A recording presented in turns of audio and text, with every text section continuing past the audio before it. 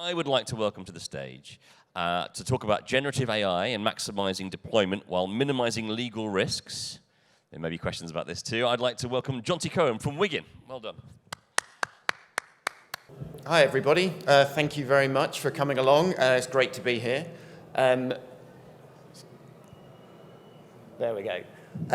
So my name's Jonty. I'm a lawyer in the video games industry. I've been in the industry for about 15 years, 13 of which was spent at EA doing lots and lots of different things there. I'm now at Wiggin, a law firm in London, working with lots of different games companies of all different shapes and sizes.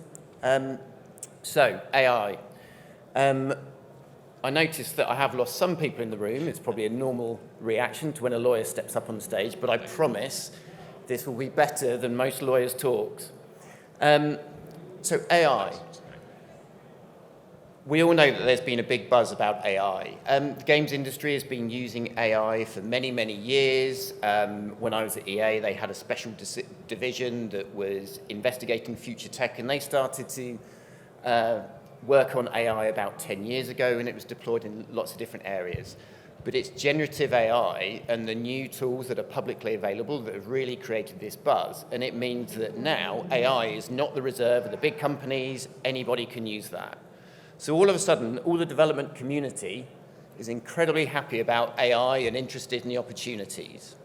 Unfortunately, though, you do have some lawyers who are sitting there scratching their heads and thinking, well, what does this mean? So they're looking at, there are tons of articles, loads of seminars that you can go to where they will bore you senseless about, does the current law fit AI? How is it going to work? Do we need more regulation? Et cetera, et cetera. And what we're seeing is a bit of a legal arms race across different countries as each country is looking at this question. It's a very piecemeal approach. Lots of different territories are looking at it very differently. But rather than bore you today with the ins and outs of what each country is saying, I want to give you more practical guidance on actually how can you deploy AI within your business, harness that opportunity, but mitigate some of the potential legal risks that might come out of it. So the legal risks. IP ownership and licensing. This is probably the biggest one and the risk that has received the most coverage so far. So what I'm talking about here is who is going to own what's being input or outputted from the tool. So if we look at training inputs first of all, so this is the content being used to train the tool. You need to be sure that that content has been properly licensed for use within the tool. We've already seen litigation where Getty Images are suing Stability AI because they have alleged that they're using lots of the Getty images without properly licensing those. So what could this mean for you? Well, if you create an image using Stable Diffusion and it includes an unlicensed piece of content, does that mean that you could end up in court as well, even though it's Stable Diffusion that's provided the tool? Potentially you could. Prompts. When you are instructing the tool as to what you want to create, you need to be very careful about what you're asking it to do. If you ask the tool to, draw me a picture of Mario, a video game character, it's very likely that you are going to be seen to be instructing the tool to infringe the IP of Super Mario. If, however, you said, draw me an image of an Italian plumber, it's a lot harder for them to argue that you have instructed the tool to infringe their rights. It doesn't mean you won't receive a claim, but it will improve your position. So you need to be very careful with your prompts. And then the output. Who owns what's being created? This is one point where there's been different positions in different territories. In the UK, the law recognises the fact that actually you can have copyright in a computer-generated work. Whereas in the US, it's looking like that may not be the position, and it's been suggested that maybe no one will own it. But then also, even if you do own all the content that's being... There we go, mic drop. I'm not going yet, I'm afraid. Even if you do own it, then often, within the terms of use for the tools, then actually, you grant a license back to the owner of the AI tool for them to use that content. And the way that those terms of use have been drafted so far, they're incredibly broad terms of use. So if you create a character that's going to go in your game, you're centering your game around this character, you're building the narrative and the storyline around that, it's possible that, could they then allow somebody else to use that same character in their game, and you could potentially have no recourse against that company. So you want to be really crisp and clear as to the IP rights, who owns it, are you able to use them, are you granting licenses to other people inadvertently through things like the terms of use. Whilst we're talking about the terms of use, there are other issues as well that you need to look out for in those. I know that they're not fun documents to read. I don't particularly enjoy reading them, even though I'm a lawyer, and I've read lots in recent weeks. But the owners of the tools will give you, I can pretty much guarantee you, they will give you no guarantees, as we call them in the industry, warranties or indemnities. You'll get no guarantees about the use of the tool and the content it's creating. So if you do receive a claim, it's very unlikely you would be able to have any recourse against the company that's provided the AI tool. Personal data. Privacy laws, as I'm sure that many of you will know, are quite difficult and challenging. You need to make sure that you've got the correct rights when you're collecting personal data. What you shouldn't be doing, though, is inputting personal data into the tool, because it's incredibly unlikely that the regulations would allow you to input that data unless you had the proper consent from consumers. And I would put $100 on the fact that nobody within their privacy processes and flows have got that consent up until now to be able to use personal data in that way. And equally, confidential information. Don't put your confidential information in there because you are allowing the AI tool to use it. Don't put your source code in there again, because you'll essentially be licensing it to them. And then offensive content. So you need to be very careful as to what content is being produced by the tool. Right now, when you produce content, obviously as a human being, you can tell whether or not it's appropriate. An AI tool may not be capable of recognizing that, and I suspect at the moment they're not. Maybe one day they will be. But also you need to consider, is an AI tool smart enough? A piece of content may be appropriate in one culture, but not another. So for example, if you have an image of somebody drinking alcohol, that might be okay in the UK, but in Saudi Arabia, is that appropriate? And these are the kind of issues that you need to look out for.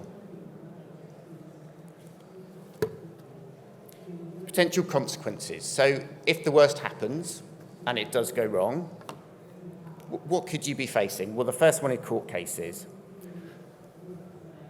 If you end up in court for a copyright claim, let's say, or other IP infringement, what kind of issues are you going to have? Well, firstly, before the court case is actually heard, your game could face an injunction, and that would prevent you from commercializing your game. And obviously, that could be disastrous for the studio.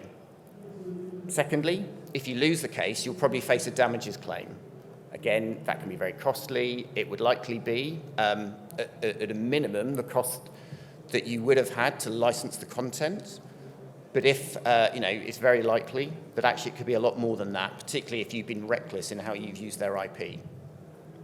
Again, if you lose the case, you'd likely be ordered to destroy all copies of your game. You'd be prevented from commercializing that any further if it still contains the infringing IP, and you'll have legal fees. Litigation isn't fun. It costs a lot. It takes up a lot of your time. So I'll always advise clients to avoid it if they can. Data breach fines. The data protection authorities have got a lot more teeth in the last few years, and we started to see them take action a lot more for data breaches.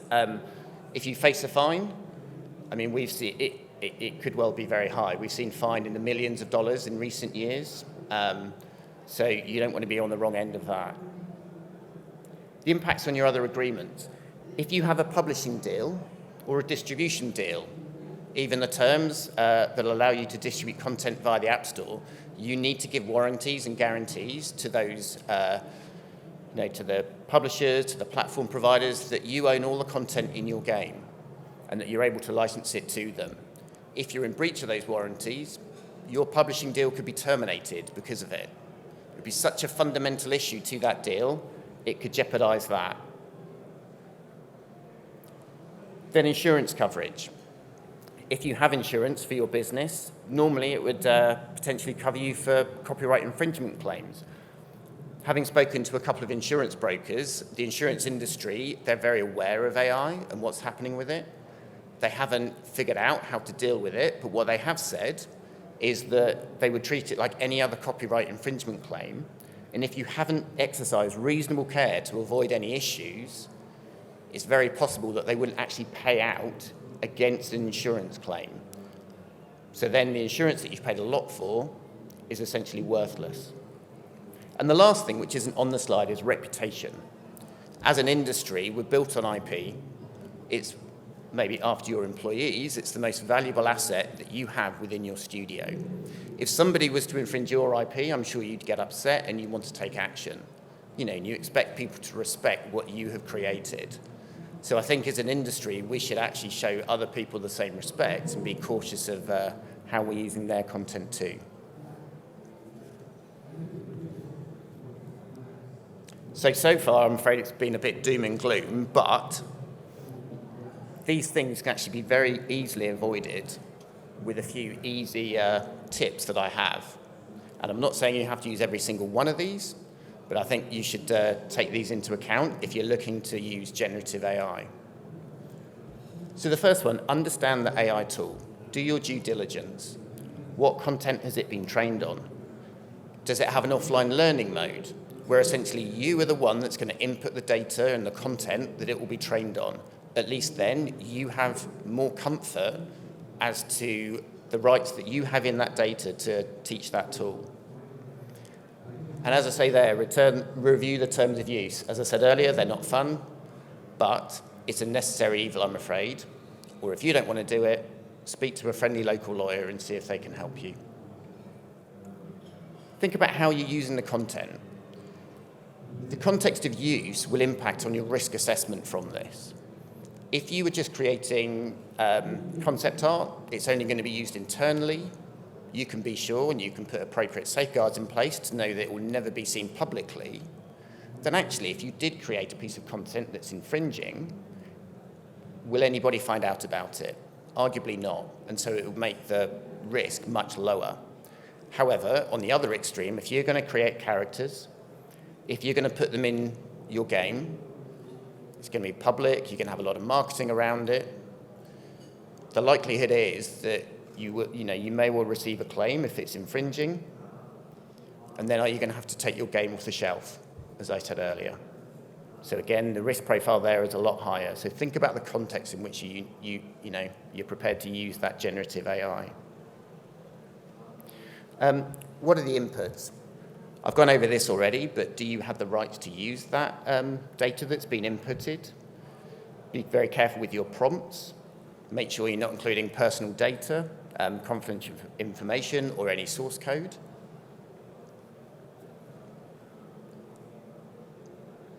And then human review. Again, as I said earlier, well, I'm somebody, I know that there's a lot of press and talk about, are we going to be made redundant by AI? I don't think so. I'm not worried about being done out of the job quite yet. But I think human review is so important, at least at the moment, until the AI tools can be a hell of a lot smarter. Keep records. This is actually quite an important one.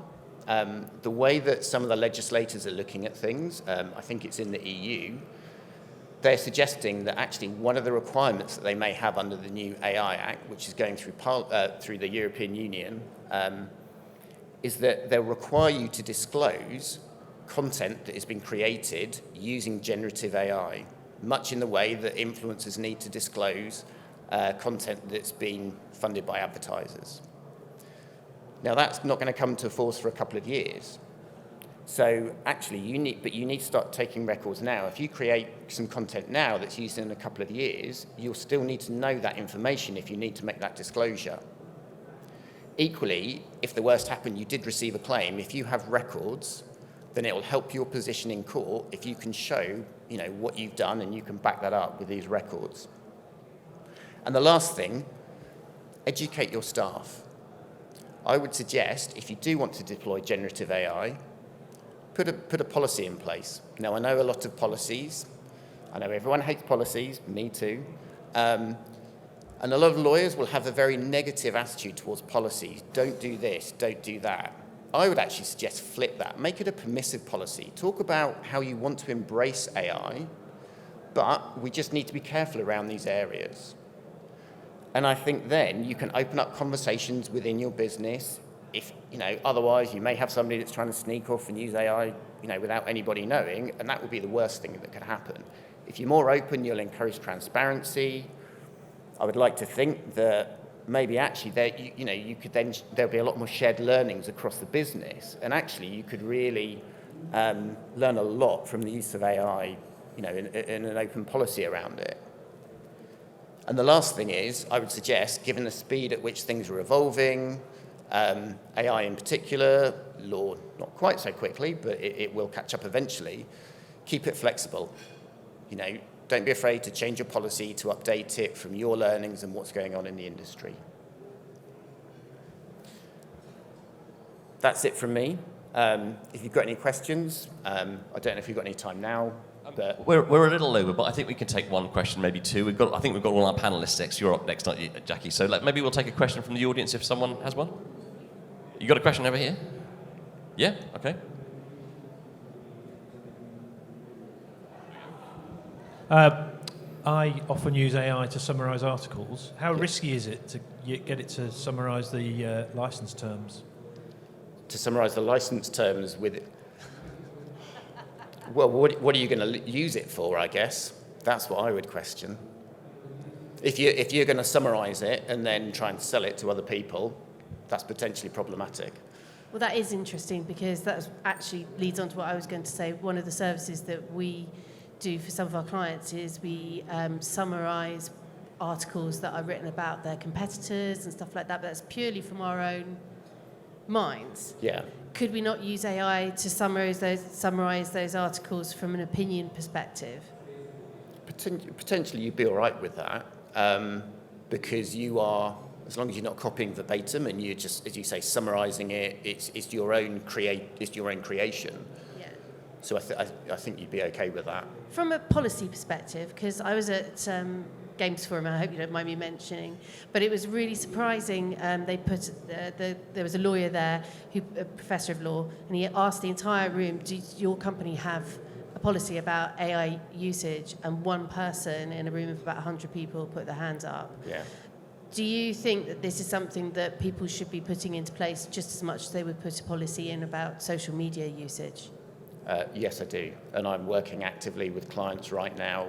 I think we've got at least 2 clients who have already put them in place. One, whilst I've been here, I've been emailing them about, the challenge for the in-house lawyers there is convincing the CEO that they should have a policy. So again, I've been giving them exactly this advice, and I've said, we'll think about a positive, permissive policy, and it was a real switch moment for the lawyers there. And I think that actually they've had success from the follow-up and the AI terms that I've unfortunately had to review for them in the last couple of days. It looks like, they are going to go down that line, and they're quite a big publisher. So, cool. Thank you. Thanks for your questions. I think we should probably leave it there and move on. We've got one more session before lunch, but thank you very much. Jonty, that was great.